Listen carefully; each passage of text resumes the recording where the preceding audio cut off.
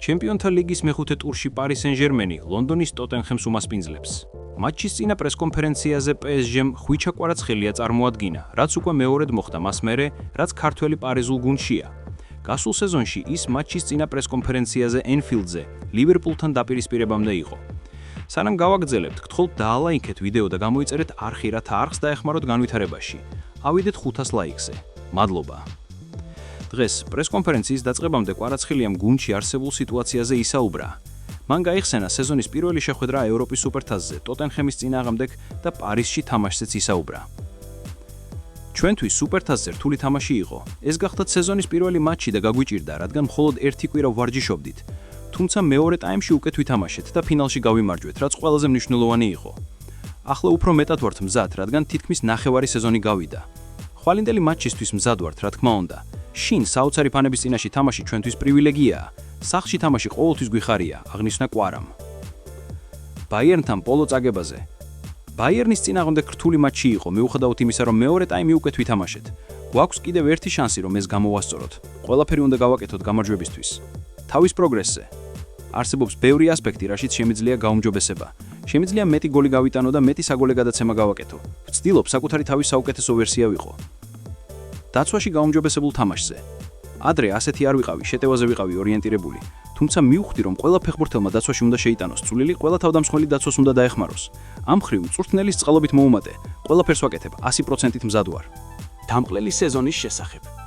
ხანგრძლივი სეზონი გქონდა, ბევრი ვერ დავისვენეთ. ეს ჩვენთვის დიდი სეზონი იყო. ფიზიკურად საუკეთესო კონდიციაში დაბრუნება ადვილი არ არის, მაგრამ გუნდთან ერთად სრულიად მზად ვართ. ამას ყველა მატჩში ვაჩვენებთ. ახლა თავს ძალიან კარგად ვგრძნობ. ჟუაო ნევესზე. ის ამჟამად გუნდში ერთ-ერთი საუკეთესო ფეხბურთელია. არ აქვს მნიშვნელობა ვინ გაიტანს გოლს, თუმცა ჟუაოს ბევრი გოლი გააქვს, რაც შესანიშნავია. მარკინიოსზე. პირველ რიგში მინდა ვთქვა, რომ ის ნამდვილი ლიდერი, შესანიშნავი ადამიანია. ყოველ დღე, ყოველ ვარჯიშზე ის გვაძლევს мотивაციას, მუდმივად გველაპარაკება. ფეხბურთში თანმიმდევრულობის, სტაბილურობის შენარჩუნება ყველაზე რთულია და ეს ჩვენი სამუშაოს ნაწილია. მარკინიოსი კარგი კაპიტანია, რომელიც კლუბის ისტორიას წერს. ჰაკიმის დანაკლისზე. აშრაფის შეცვლა რთულია. ის გასულ სეზონში ერთ-ერთი საუკეთესო მოთამაშე იყო. იმსახურებს ოქროს ბურთის მოგებას. მწვრთნელმა მის გარეშე რამდენიმე გამოსავალი ცადა და იმედი მაქვს, რომ ის მალე დაბრუნდება. ჰაკიმი ზღაპრული ფეხბურთელი და შესანიშნავი ადამიანია. PSG-ს აკადემიის ფეხბურთელებზე. ეს ახალგაზრდები შესანიშნავი ბიჭები არიან. ისინი ძალიან ბევრს შრომობენ. ზოგჯერ ვერ ხვდები, რომ ისინი მხოლოდ 16 ან 17 წლის არიან. ისინი ვარჯიშის შემდეგაც აგრძელებენ მუშაობას. ეს ფანტასტიკურია. PSG-ში შესანიშნავი აკადემიაა. ისინი მომავალში დიდი ფეხბურთელები გახდებიან. ტოტენჰემთან მატჩზე. ტოტენჰემის წინააღმდეგ რთული მატჩი გველის. ჩემპიონთა ლიგა ყოველთვის განსაკუთრებულია. ამ სეზონში უკვე ვითამაშეთ მათ წინააღმდეგ, ევროპის სუპერთასზე. რთული მატჩი იყო, მაგრამ მოვიგეთ, ხოლ ყველაფერი სხვაგვარად იქნება. ეს სხვა ტურნირია და კარგად მოვემზადეთ. გუნდი კარგ ფორმაშია და მოუთმენლად ველეთ. შეგახსენებთ, რომ ხვიჩა კვარაცხელიას ჩემპიონთა ლიგის მიმდინარე სეზონში 3 მატჩში 2 გოლი აქვს გატანილი, ხოლო ერთხელ საგოლე პასი გააკეთა. რაც შეეხება ყველა ტურნირს, მისი მონაგარი ასეთია: 15 მატჩში 3 გოლი, 4 ასისტი. PSG-ს ჩემპიონთა ლიგაში 4 ტურის შემდეგ 9 ქულა აქვს, ხოლო ტოტენჰემს 26 ნოემბერს უმასპინძლებს. ეროვნული ნაკრებიდან სენტ-ეტიენში დაბრუნებულმა ზურიკო დავითაშვილმა ლიგა 2-ში საგოლე პასი მიითვალა და თავის გუნდს 3 ქულის მოპოვებაში დაეხმარა. 24 წლის შემტევისთვის, რომელიც მწვანეების საუკეთესო ბომბარდირია. ეს მიმდინარე სეზონში პირველი ასისტია.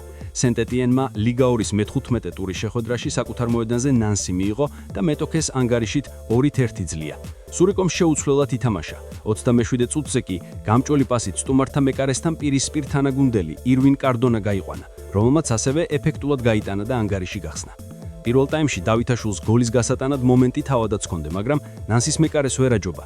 ზოგადად კი მწვანეების ქართველი ლიდერი ძალიან აქტიური იყო. პრაქტიკულად გუნდის ყველა შეტევის ორგანიზებაში მონაწილეობდა. მას კიდევ ერთ მწვავე პასი ჰქონდა, რომლის შემდეგ მის თანაგუნდელს გატანა მართებდა, მაგრამ სიზუსტემ უმტყუნა. თურქული გამოცემა ფანატიკის ინფორმაციით, სტამბოლის ბეშიქტაში ზურიკო დავითაშვილის ტრანსფერის საკითხზე უკვე შევიდა მოქმედებაში. კლუბმა ფეხბურთელის აგენტთან პირველი კონტაქტი დაამყარა და მზადაა ზამთრის სატრანსფერო ფანჯარაზე მოლაპარაკებები ოფიციალურად დაიწყოს. ბეშიქტაშის მთავარ მწვრთნელს სერგენ იალჩინს მაღალი კლასის მარცხენა გარემარბის დამატება სურს და ამ პოზიციაზე მისი მთავარი სამიზნე სწორედ დავითაშვილია. კლუბში დარწმუნებულნი არიან, რომ ქართველი შემტევის ტრანსფერი ზამთარში გუნდის ერთ-ერთ მთავარ პრობლემას მოაგვარებს. ზურიკომ გასულ სეზონში სენტ-ეტიენთან ერთად შესანიშნავი მაჩვენებელი დააფიქსირა. ლიგა 1-ში 33 მატჩში 9 გოლი და 8 საგოლე პასი მიითვალა. ზაფხულში მას კლუბის შეცვლა სურდა, თუმცა ფრანგებმა არ გაუშვეს. ახლა კი ვითარება შეიცვალა. დავითაშვილის სათამაშო დრო შემცირებულია, ხოლო სენტ-ეტიენი მის გარეშე გამარჯვებებს ახერხებს.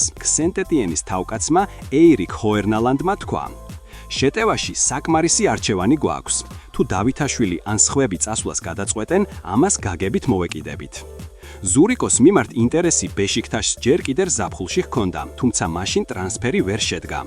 ახლა თურქული კლუბი ბევრად უფრო თავდაჯერებულია და მზადაა ქართველის დამაკებისთვის კონკრეტული შეთავაზება გააკეთოს.